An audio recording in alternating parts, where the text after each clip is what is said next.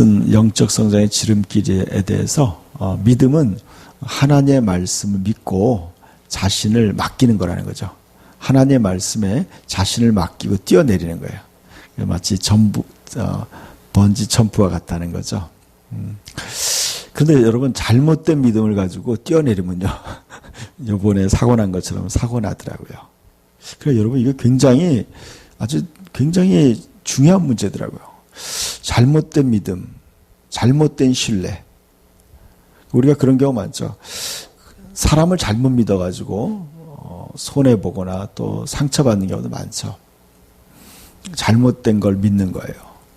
그래서 그것 때문에 정말 돌이킬 수 없는 어떤 큰 문제를 당하기도 하죠. 그러니까 여러분 올바른 믿음을 선택하는 것도 자기의 책임이더라고요. 1차적으로요. 자기의 책임이에요. 그래서 어떻게 보냐, 우리는 자유의지를 가졌기 때문에 우리가 선택하는 거예요. 올바른 믿음을 우리가 선택하는 거예요. 교회도 선택하는 거고요.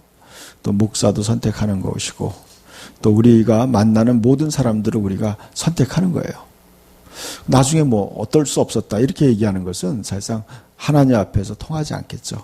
우리는 어떤 선택을 하게 돼요. 그래서 올바른 믿음이 뭔가에 대해서 고민을 많이 했어요.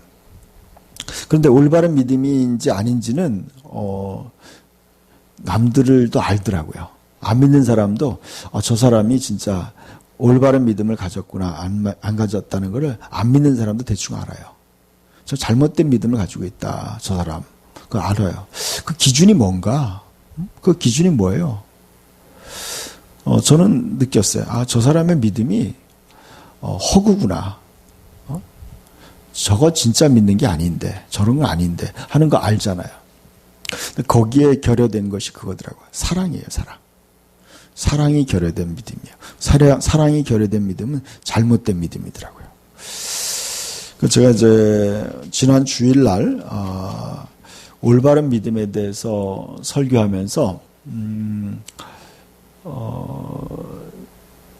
올바른 믿음에 설교했는데 이번 주 어제 새벽기도 시간에 우리 황 전사님이 이제 요한복음 15장을 가지고 거기에 좀 이어서 좀 연관되는 설교를 하셨어요. 그래서 제가 듣고 많이 은혜를 받았어요. 그래서 요한복음 15장은 굉장히 어떻게 보면은 굉장히 중요한 성경이죠. 여러분들 잘 아는 성경이에요. 여러분 기독교의 문제, 현재 기독교의 문제는 그거예요. 복음을 너무나 값싸게 팔았다는 거예요.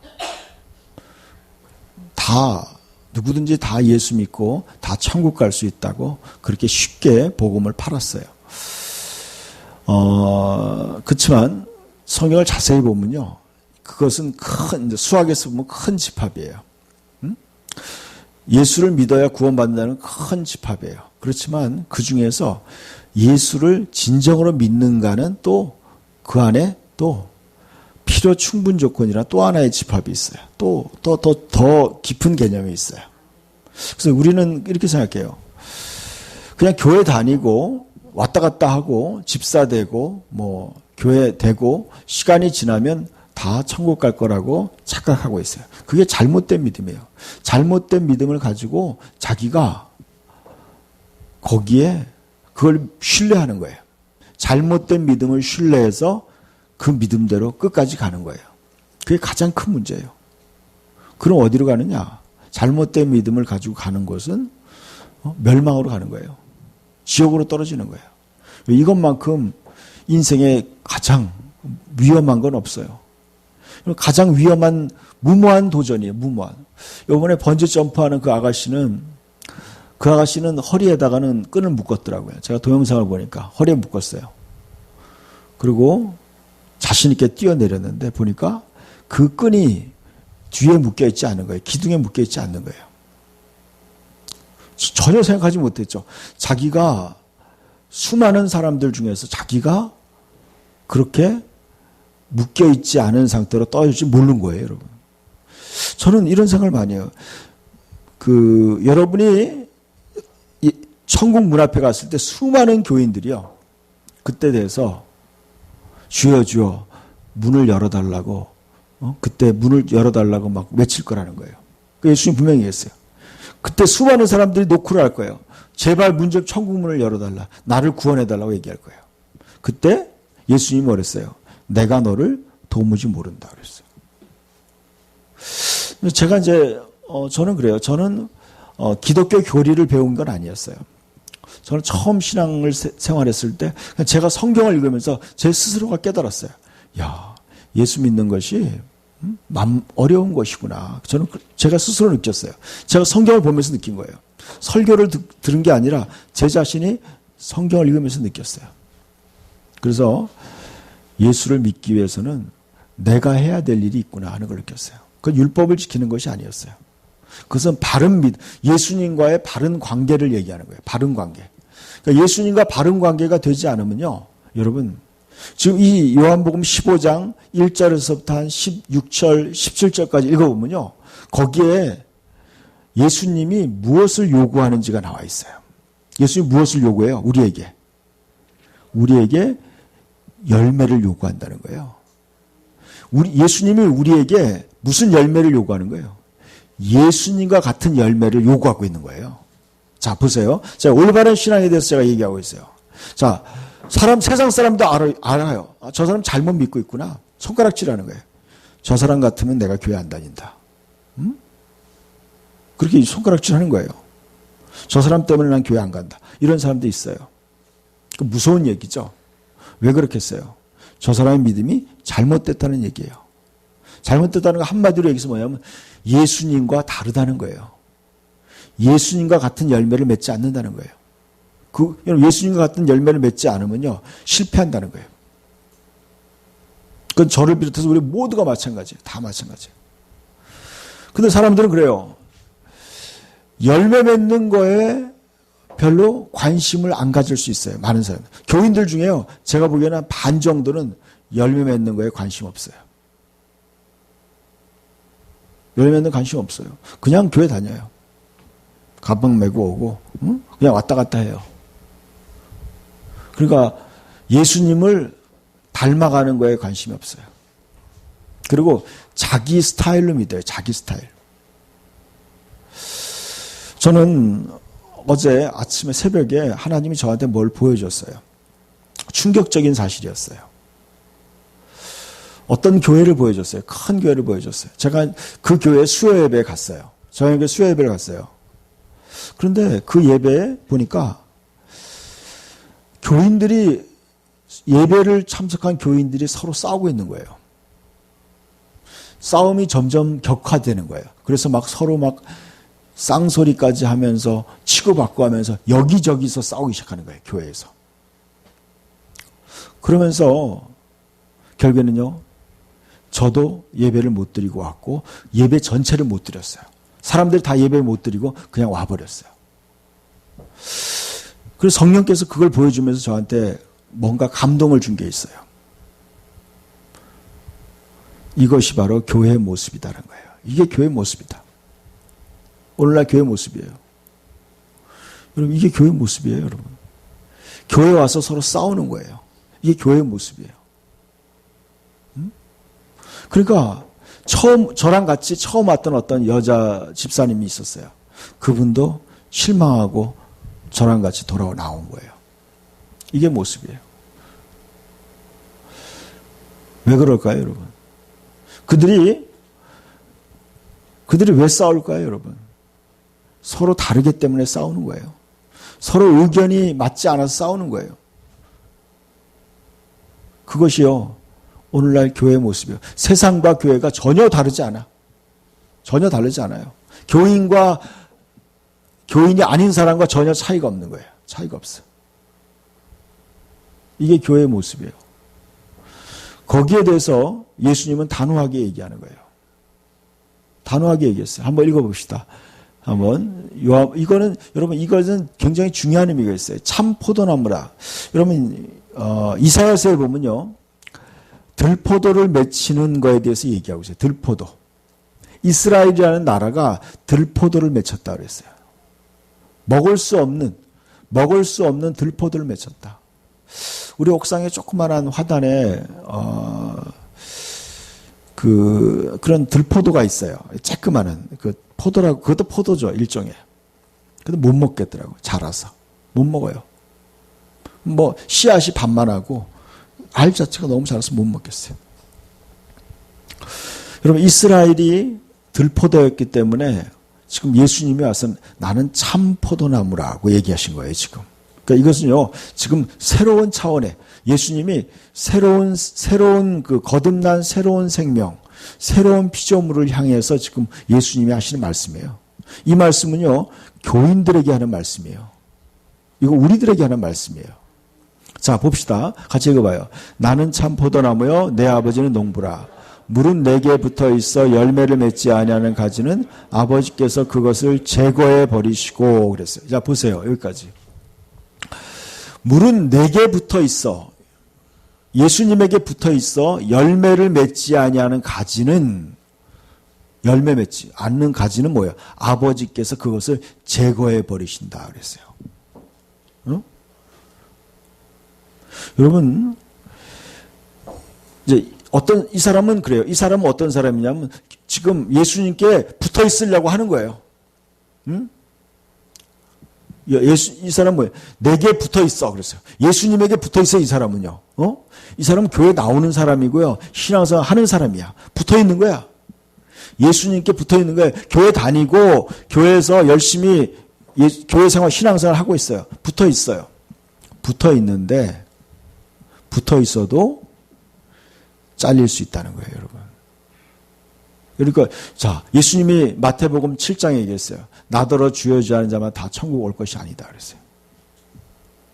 천국 올 것이 아니다. 그때 예수님이 얘기한 거 불법을 행하는 자들아 다 내게서 떠나가라 그랬어요. 그러면서 나쁜 가시나무와 무화과나무를 얘기하는 거예요. 좋은 나무마다 좋은 열매를 맺고 나쁜 열매를 맺는 것은 다 잘라버린다 그랬어요. 잘라버린다. 자, 여러분, 이게 심각한 얘기예요, 여러분. 저는 이렇게 생각했어요. 좋은 사람이 따로 있다고 생각했어요. 나는 좋은 사람이라고 생각했어요. 제가 저는 예수 믿기 전에도요, 저는 착한 사람이었어요. 근데 어느 날 제가 성경을 계속 읽으면서 알았어요. 제가요, 그렇게 착한 사람만이 아니라는 걸 제가 성경을 통해서 알게 됐어요. 내 안에 악한 것이 많이 있다는 걸 알게 됐어요. 내 안에 있다는 거. 그래서 제가 이렇게 느꼈어요. 여러분 스스로가요, 끊임없이 좋은 열매를 맺기 위해서, 좋은 크리스찬이 되기 위해서 여러분이 노력하지 않는다면요, 여러분, 우리도 모두 다 열매 맺지 못하는 그런 가지가 될 수 있다는 것을 아셔야 돼요. 그거에 대해서 내가 안전지대에 있다고 여러분 착각하는 사람이 굉장히 많아요. 그것이 이제 플라시보 현상이라고 얘기하더라고요. 플라시보 현상. 뭐냐면요, 의사들은요, 약을 처방할 때 마땅한 처방약이 없을 때요, 효과가 없는 약에다가 믿음을 주는 거예요. 효과가 없는 약에 그냥 이 약을 먹으면 낫습니다. 그리고 환자를 속이고 약을 먹여요. 그러면 환자는요, 그 약이 효과가 있는 줄 알고 먹고 어느 정도 효과를 본다는 거예요. 그게 플라시보 현상이라는 거예요. 오늘날 교회가요, 그런 현상에 다들 속고 있다는 거예요. 여러분, 이거 심각한 문제예요, 여러분. 심각한 문제예요. 여러분, 우리 교회도 마찬가지예요. 여러분이 우리 교회가 뭔가 잘못됐다, 우리 교회의 믿음이 잘못됐다 그러면요, 여러분 가세야 돼. 떠나야 돼요. 그건 마찬가지예요. 우리 전부 다. 침몰하는 세월호 같은 데 타고 있다가 같이 가라앉은 거, 그거 어리석은 거예요, 여러분. 어리석어요. 저는 제가 믿음에 대해서, 왜냐하면 제가 여기에 내 인생을 걸었기 때문에 저는 굉장히 고민을 많이 했어요. 그래서 어떤 고민이었냐면 이런 거였어요. 진짜 내가 하나님 앞에 섰을 때 내가 올바른 믿음이라고 인정받을 수 있을까? 여기에 대한 질문과 두려움을 많이 해봤어요. 내 스스로가 해봤어요. 하나님 앞에 내가 스스로 벌거벗어서 내가 내 자신을 바라봤어요. 말씀 앞에 비춰보고요. 나의 믿음을 봤어요. 그러면서 뭔가 과연 무엇이 올바른 믿음인가? 그래서 성경도 읽고 뭐 간증도 많이 들어봤어요. 어떤 사람이 뭐 천국 갔다 왔다, 지옥 갔다 왔다는 얘기도 들어보고 책도 보고 또 성경도 뒤져보고 뭐 다 해볼 수 있는 건 다 해봤어요. 해볼 수 있는 것을. 그러면서 얻은 결론은 그거예요. 얻은 결론은 거예요. 올바른 믿음을 가져야 된다는 거였어요. 결론은 올바른 믿음이에요. 그러니까 사람들이 그래요. 올바른 믿음을 갖지 않고 그것을 올바른 믿음이 아닌데 그것에 확신을 가지고 번지 점프하는 것처럼 뛰어내리는 거예요. 그 믿음에 자기의 삶을 거는 거예요. 잘못된 믿음에 자기의 삶을 거는 거예요. 또 목사들도 잘못된 믿음을 파는 거예요. 잘못된 믿음을 팔아.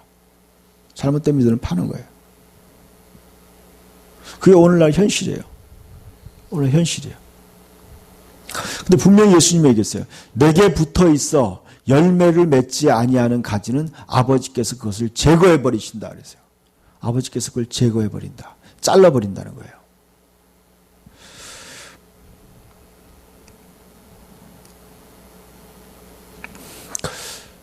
저는 요즘에 회의를 많이 느껴요. 뭐냐면 교회에 대해서, 목사에 대해서 많은 그런, 그래서 교인들이 느끼는 이 회의에 대해서 많이 고민을 해요.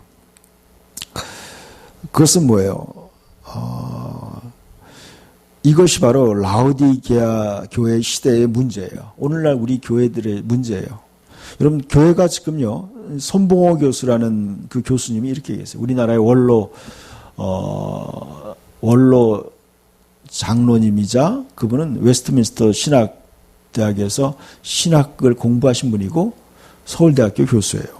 명예교수인데 그분이 그랬어요. 기독교 역사상 오늘날 한국교회가 가장 타락했다. 그렇게 얘기하는 거예요. 타락했다는 거예요. 여러분, 우리가 지금 이런 시대에 살고 있는 거예요, 여러분. 우리 모두가 지금 이 시대에 살고 있어요, 지금. 굉장히 타락한 시대에 살고 있는 거예요. 그러니까요, 이 시대에서 우리가 올바른 믿음을 지켜나간다는 건 쉽지 않아요, 여러분. 왜냐하면 그게 전반적인 흐름이에요. 다들 그렇게 사니까. 다들 그렇게 믿으니까. 그렇게 믿어요. 저도 그런 얘기 많이 들어요. 뭐, 목사님들도 어떻다. 장로님들도 어떻다. 다 그렇게 얘기를 해요. 그런 시대에 살고 있어요. 근데 예수님은 지금 얘기하고 있어요. 물은 내게 붙어 있어 열매 맺지 아니하는 가지는 아버지께서 그것을 제거해 버린다 그랬어요. 제거해 버린다. 제거해 버리는 거예요. 저는요, 교회에 안 나오는 사람 두 종류가 있어요. 안 나오는 사람 두 개 있어요. 지금 예수님 말씀대로 예수님이 나오지 못하게 막는 사람이 있어요. 피가 있는 사람이에요, 피가. 형제의 피를 묻힌 사람은 내 교회를 세우는데 제거해 버리신다 그랬어요. 조심해야 돼요. 그런 사람이 있어요. 또 하나는요, 믿음이 연약해서 잃어버린 양이 있어요. 잃어버린 양이 있어요. 그래서 지금 예수님이 얘기하는 지금 제거해 버리는 아버지께서, 하나님의 아버지께서 제거해 버리는 그 기준이 뭐예요? 열매예요, 열매. 열매예요. 여러분의 삶에 어떠한 열매를 맺고 있느냐는 거예요. 그것이 없다면요, 하나님이 제거한다는 거예요. 그 다음 말씀 읽어봅시다. 무릇 열매를 맺는 가지는 더 열매를 맺게 하려 하여 그것을 깨끗하게 하시느니라. 너희는 내가 일러준 말로 이미 깨끗하여졌으니 그랬어요. 자, 열매를 맺는 가지가 있어요. 열매를 맺는 가지가 있어요. 여러분, 좋은 열매를 맺는 가지가 있어요. 그런데요, 그 사람이 좋은 열매를 맺다고 해서 그 사람이 거룩한 사람만은 아니라는 거예요, 지금 보니까. 열매를 맺으려고 하는데 그 사람의 행동이 아직도 어린아이 같고 아직까지도 뭐 미숙해가지고 죄도 또 짓고 해요. 죄를 짓고 막 넘어지기도 하지만 그 사람은 뭐예요? 지금 뭘 하는 거예요? 열매를 맺으려고 노력하는 거예요. 지금요. 열매를 맺으려고 노력하는 거예요. 노력하는 사람들은 어떻게 해요? 열매를 맺게 하려고 깨끗하게 해준다는 거예요. 지금 깨끗하게. 여러분이 그러한 사람이 되길 축원합니다. 여러분, 주님께서, 저는 제 삶을 돌아봤을 때 그걸 느꼈어요. 제가 이런 사람이었어요. 저도 뭐 그렇게 거룩한 사람이 아니었어요. 그런데 제가 열매를 맺으려고 노력하니까 주님이 저를 점점점 깨끗하게 해주시는 걸 경험했어요. 점점점 깨끗하게 해주시는 거예요. 저도 모르는 사이에. 그렇게 주님이 다듬어가는 거예요. 내가 그렇게 한 게 아니라, 그래서 그거예요. 여러분의 삶의 방향성이에요. 방향이에요. 아까 참 열매 맺지 못하는 사람과 열매 맺는 사람의 차이는 그거예요. 그 사람이 예수 그리스도를 닮아가려고 노력하고 있느냐의 문제더라고요. 그 사람이 진짜 예수님을 따르려고 노력하느냐 안 하느냐가 굉장히 큰 차이예요. 이거 타고나는 게 아니에요, 저는 보기에. 자, 그 다음 말씀도 보여주세요. 같이 읽어볼까요? 내 안에 거하라. 나도 너희 안에 거하리라. 가지가 포도나무에 붙어있지 아니하면 스스로 열매를 맺을 수 없음같이 너희도 내 안에 있지 아니하면 그러하리라. 나는 포도나무여 너희는 가지라. 그가 내 안에 내가 그 안에 거하면 사랑이 열매를 많이 맺나니 나를 떠나서는 너희가 아무것도 할 수 없습니다. 사람이 내 안에 거하지 아니하면 가지처럼 밖에 버려져 마르나니 사람들이 이것을 모아다가 불에 던져 사르느니라. 우리 황준사님이 이 말씀을 어제 새벽에 전하면서 그런 얘기를 했어요. 자, 첫 번째는 예수님이 얘기한 게 뭐냐면 내 안에 거하라는 거였어요. 내 안에 거하라. 우리가 예수님 안에 거해야 된다는 거죠. 근데요, 자, 예수님 안에 지금 우리가 머물러 있어야 돼요. 예수님 안에 자꾸 머물러 있어야 돼요. 그 다음에 또 뭐냐면, 그가 내 안에 있다는 거예요. 내가 그 안에 거하면. 자, 첫 번째는 우리가 예수님 안에 있어야 돼요. 내 안에 거하라. 그 다음에 뭐예요? 내가 그 안에 거하면. 그랬어요. 예수님이 우리 안에 있어야 된다는 거예요. 예수님이. 여러분 마음에 예수님이 있어야 돼요. 예수님이 계셔야 돼요. 자, 예수님이 우리 안에 계셔요. 거하면 사람이 열매를 많이 맺는다는 거예요. 자, 아까는 내 안에만 있었어요. 내 안에 있지만 열매를 맺지 않은 사람이 있었어요. 자, 그러니까 그냥 교회 울타리에 나와 있지만 그 사람은 전혀 열매 맺을 생각이 없어요. 그 사람 안에 뭐가 없었어요? 예수님이 없었어요. 마음에 예수님이 없었다는 거예요. 마음에. 내 안에. 그러니까 그 사람 안에 예수님이 없었던 거예요. 그 사람 안에. 근데 그 사람 안에 예수님이 있으면, 아까 공통적인 건 뭐예요? 전부 다 예수님 안에 있었어요, 아까. 응? 아까 잘라졌던 사람도 다 예수님 안에 있었어요. 처음에 다. 그런데 열매 맺는 사람과 열매 맺지 않는 사람의 차이가 뭐라고요? 그 사람 안에 예수님이 있느냐 없느냐였다는 거예요. 여러분 마음속에 예수님이 있느냐 없느냐 굉장히 중요해요. 여러분 마음에 예수님이 있어야 돼요. 자, 보세요. 제가 이제 그걸 봤어요. 싸우는 사람들을 봤어요. 왜 싸울까? 왜 싸울까 생각해 봤어요. 여러분 그 사람 안에 예수님이 주님이 되지 않은 거예요. 예수님이 주님이라면, 예수님이 주인이라면요, 싸우고 싶어도 싸우기 힘들죠. 싸우기 힘들어요, 여러분. 진짜 힘들어요. 성질 내고 싶어도요, 성질 내기 굉장히 어렵더라고요. 왜냐면요, 내 안에 예수님이 너무 가까이 계시니까 내가 그러기 어려운 거예요. 여러분 지금 오늘 우리의 문제는 그거예요. 우리가 예수님의 말씀에 우리를 굴복시킬 수 없다는 게 문제예요.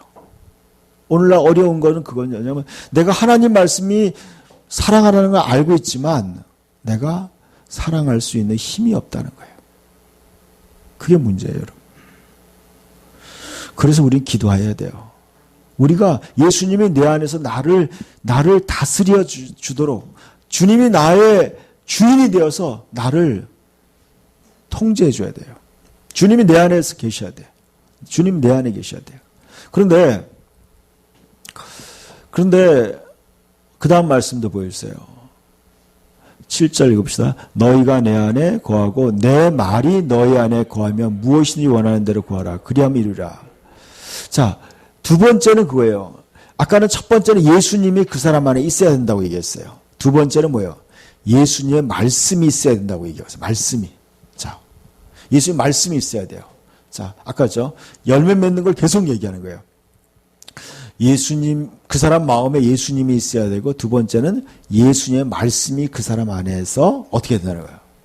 그 사람의 말씀이 그 사람을 통제하고 다스릴 수 있어야 된다는 거예요. 예수님 말씀이. 제가 이런 생각했어요. 하나님이 저한테 보여준 그 환상에서 그 큰 수많은 사람들이 서로 그룹이 싸우고 있는 거예요. 왜 그럴까? 제가 아까 우리 선교사님하고 잠깐 식사하면서 그런 얘기했어요. 그것은 바로 이런 이유 때문이라고 얘기했어요. 다 알고 있어요. 말씀을 다 알고 있지만요. 그 말씀이 그 사람의 중심에 없는 거예요. 그 말씀이 그들을 통제하지 않는 거예요. 그들은 뭐예요? 그들은 영과 진리를 따라 살아가는 것이 아니라 그들은 육신을 따라가기 때문에 그런 거예요. 인간적인 사람이에요. 육신적인 사람이에요. 그들은 인간의 혈기와 분노가 인간의 감정과 인간의 이성의 판단이 그들의 삶을 지배하는 거예요. 이것을 판을 바꿔야 돼요. 제가 이것 때문에 이게 굉장한 문제예요, 여러분. 너무나 인간적이라는 거예요, 교회가. 그리스도인들이 너무 인간적인 게 문제예요, 여러분. 인간적인. 그러니까 영으로서 말씀으로서 그를 통제할 수 없는 거예요. 그래서 제가 하나님이 저에게 깨닫게 해준 게 그거였어요. 사람이 근본적으로 새로운 피조물로 완전히 변화되어야 된다는 거예요. 완전히 새로운 피조물의 정체성으로 살아가야 된다는 거예요. 근데 처음부터 그렇게 살 수는 없겠죠. 그러나 끊임없이 새 생명이 주체가 돼서 살아가야 돼요. 그래서 영과 진리가, 그러니까 거듭난 새 생명이 그 사람을 다스려야 돼요. 그 사람을 다스려야 돼요. 그 사람을 다스려야지만 결국에는 우리가 하나님 말씀대로 살 수 있는 거예요. 그 사람 마음속에 하나님 말씀이 살아있는 거예요. 그래야 되는 거예요. 그리고 여러분 쉽지 않은 거죠, 이거. 끊임없이 자기를 죽여야 돼요. 끊임없이 나를 십자가에 못 박아야 돼요. 나 인간적인 내 자신을 포기해야 돼. 원수를 사랑하기 위해서 내 자신을 죽여야 돼요. 내 이익을 포기해야 되는 거예요. 성질 기분대로 기분대로 쏴붙이고 싶고 기분대로 화내고 싶지만 그것을 참는 거예요. 말씀이 나를 통제하도록 하는 거예요. 통제하도록 하는 거예요. 이것이 안 변하면요, 여러분, 진정한 그리스도인 열매 맺을 수가 없는 거예요, 이게. 열매 맺을 수가 없어요. 절대로 열매 맺을 수 없어요. 그 예수님이 또 계속 여기 15장에서 계속 반복되는 내용이 뭔지 아세요? 열매예요, 열매.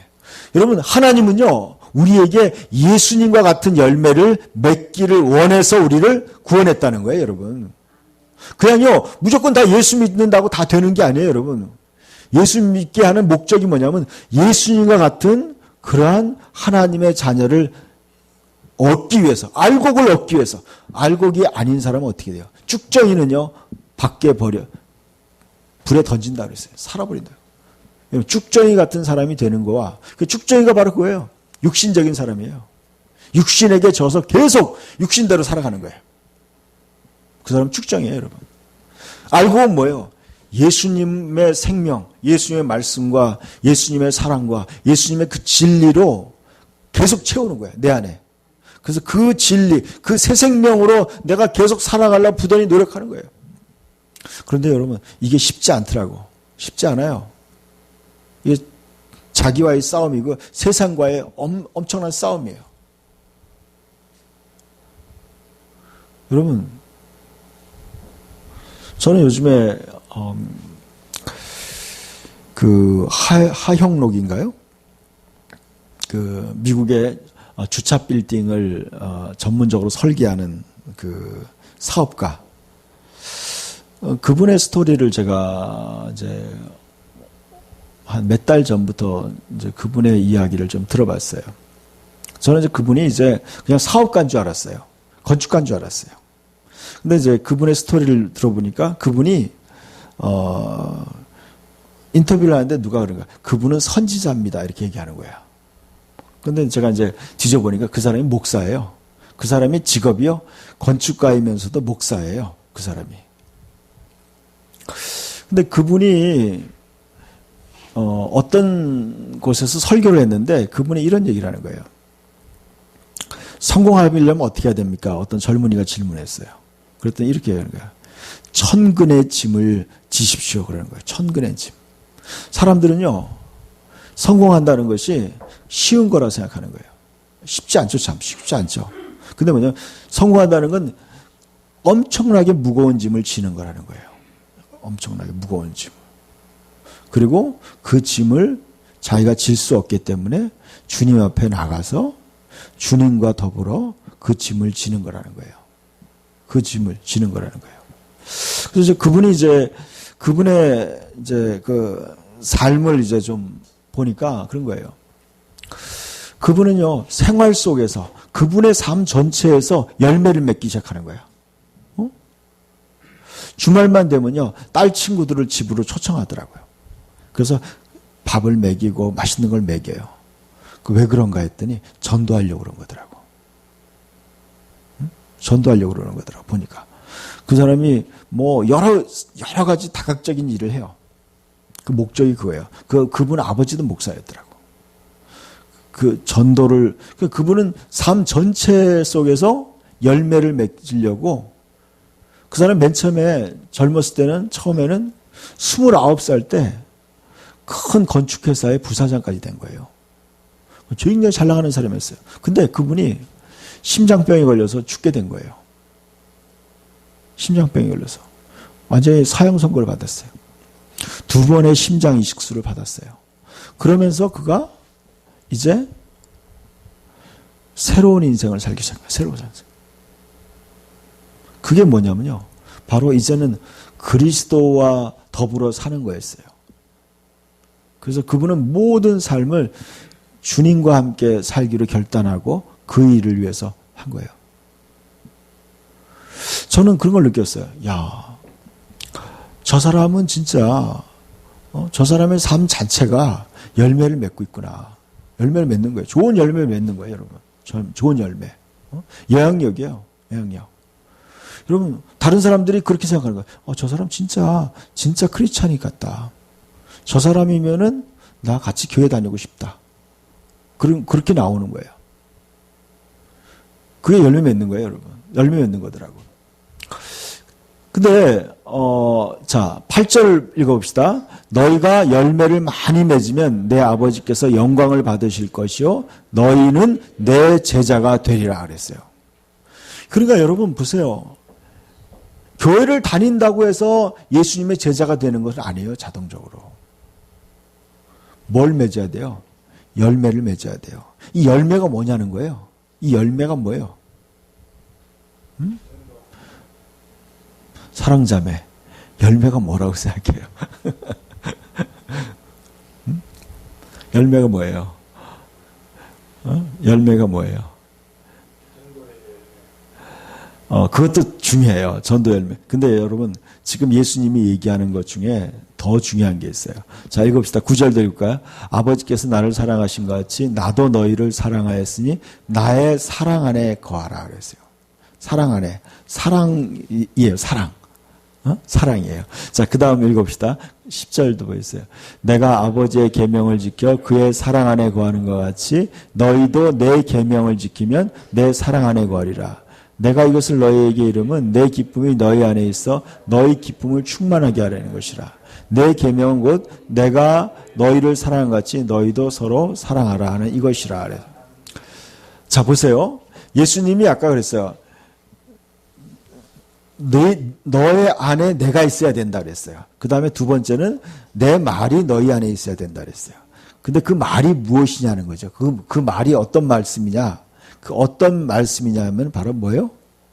뭐예요? 사랑이라는 거예요, 사랑. 사랑이라는 것이 이 사랑이라는 열매를 맺어야 된다는 얘기를 하는 거예요, 지금. 계속. 예수님 얘기하는 거예요. 자, 그러면 아까 그랬죠? 예수님을 믿는다고 하지만 어떤 열매가 없어서 잘렸어요? 사랑의 열매를 맺지 못하니까 잘린 거예요, 여러분. 사랑의 열매. 그러니까요, 예수님이 요한복음 13장에도 이렇게 얘기했어요. 너희가 서로 사랑하면 이로써 사람들이 너희가 내 제자인 줄 알리라 그랬어요. 그러니까 여러분 그러니까 사람들이 볼 때 그래요. 저 사람이 진짜 예수 믿는 사람 같지 않는다. 예수 믿는다 안 믿는다 그 기준이 뭐라고요? 사랑이라는 거예요. 사랑. 사랑의 열매가 그렇게 중요하다는 거예요. 사랑의 열매. 그러니까 사랑하지 않기 때문에 그렇게 교회가 깨지는 거예요. 여러분 저는 그렇게 생각해요. 서로 다른 사람들이 모였으니까 싸움이 날 수 있어요. 충분히 싸울 수 있어요. 싸움이 의견 충돌이 있을 수 있어요. 그러나요, 사랑하게 되면요. 제가 요번에 이제 저희 아버님이 돌아가시면서 얼마 안 되는 우리 집 상속 문제가 있었어요. 이제 저희 형제들이 이제 하고 저희 어머님하고 이제 집안채 있는 것을 상속받아야 되는 어떤 상황이 됐어요. 그때 제가 이제 이런 생각을 했어요. 저는 몰랐어요. 이제 저희 형님들이 있기 때문에. 그냥 저는 몰랐는데, 이제 그러면서 상속에 대한 서류를 준비하라고 얘기하더라고요. 근데 제 마음속에 이런 생각이 들었어요. 서양 사람들이 더 많이 상속받기 위해서 형제들 간에 싸운다고 하는데, 나는 어떻게 해야 되나 하는 그런 내 마음속에 내 스스로의 질문을 던져봤어요. 그러면서 제가 이제 이런 결론을 얻었어요. 그냥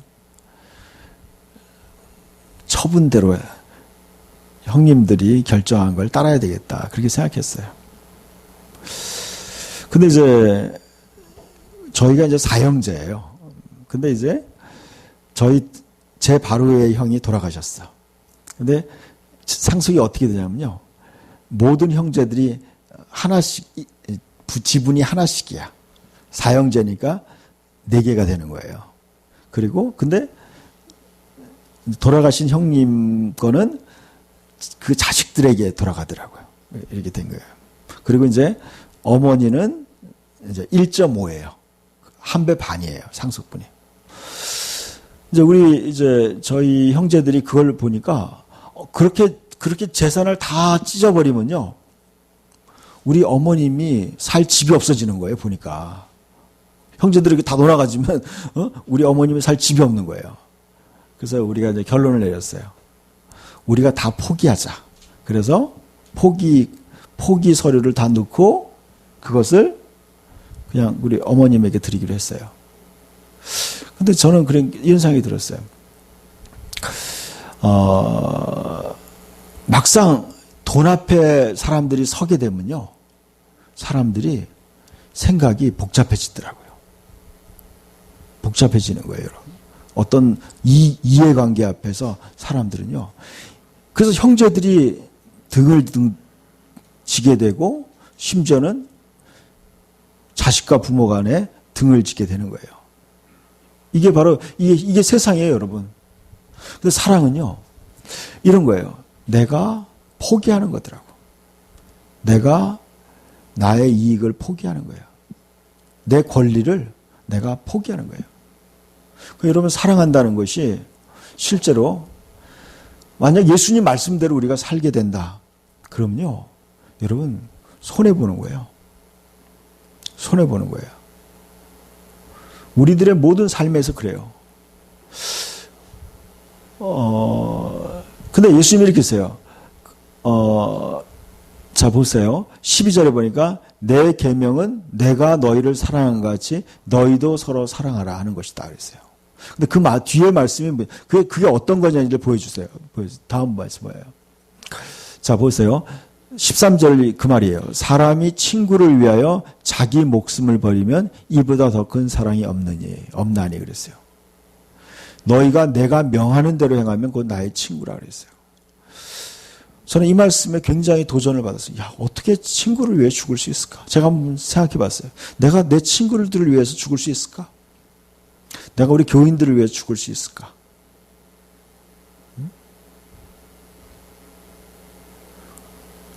그러니까 여러분, 지금 예수님이 이야기하는 그것은 뭐예요? 지금 예수님이 생각하는 사랑의 개념이에요. 예수님이 생각하는 이 사랑이 어떤 거냐? 친구를 위해서, 이웃을 위해서, 교인을 위해서 죽어줄 수 있는 그런 사랑을 얘기하는 거예요. 죽을 수 있는 사랑을 얘기하는 거예요. 죽을 수 있는 사랑. 여러분, 죽을 수 있을 만한데 뭐 돈이 문제겠어요? 그게 문제겠어요? 저는 이렇게 생각해요. 초대교회 교인들은요, 초대교회 사도행전 2장에 나온 교회는요, 그랬어요. 모든 성도들이 함께 있었어요. 그래서 서로 함께 필요를 나눴다 그랬어요. 서로의 필요에 따라서 각각 자기의 밭을 팔고, 자기의 소유를 팔아서 상대방의 필요를 채워줬다는 거예요. 통장에 돈이 있어가지고 빌려준 게 아니라, 대출 받아서 빌려주는 거야.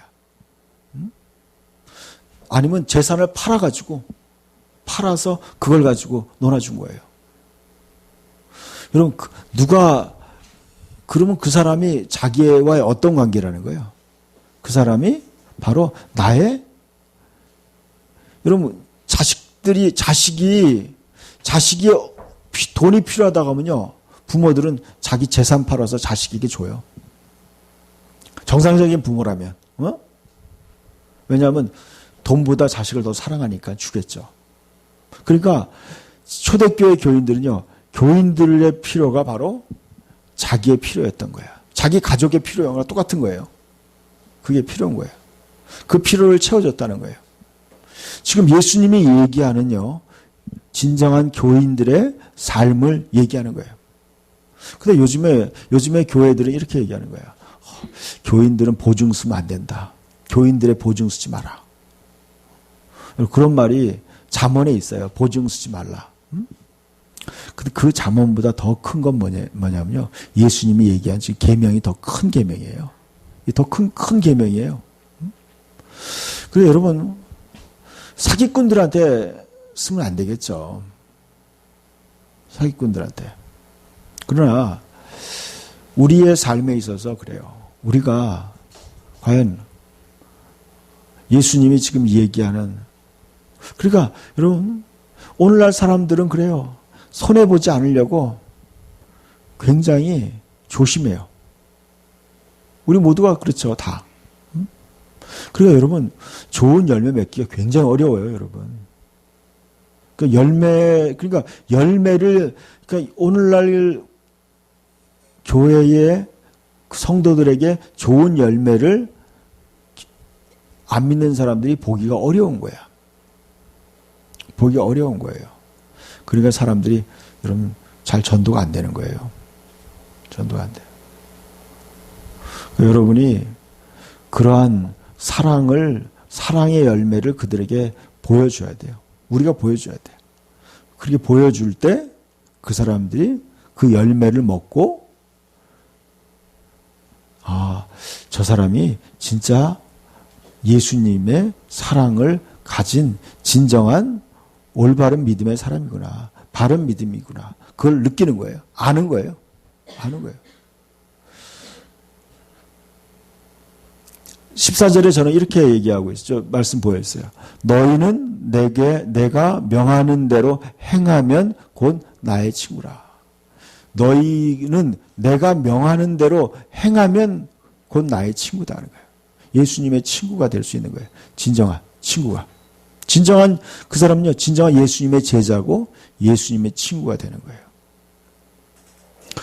자, 예수님이 기대하는 신앙인의 기대는 굉장히 높아요. 예수님이 우리들에게 요구하는 기대치는 굉장히 높은 거예요. 예수님과 같은 그러한 또 하나의 열매를 기대하는 거예요. 예수님이 기대하는 것은 그렇게 큰 거예요. 우리한테. 기대가 커요. 근데 성도들도 그러한 목표가 있어야 돼요. 내가 진짜 예수님과 같은 그러한 열매를 맺겠다. 그러한 거룩한 목표가 있어야 된다고 생각해요. 거룩한 목표. 이 거룩한 목표가 없기 때문에 결국 뭐예요? 교회가 타락하는 것이고, 성도들도 타락하는 것이고, 같이, 교회가 세속화되는 거예요. 세속화되는 거예요. 저는 이 문제에 대해서 우리가 심각하게 고민해야 돼요. 그리고 이것을 위해서 기도하고요. 우리 자신을 지켜나가야 돼요.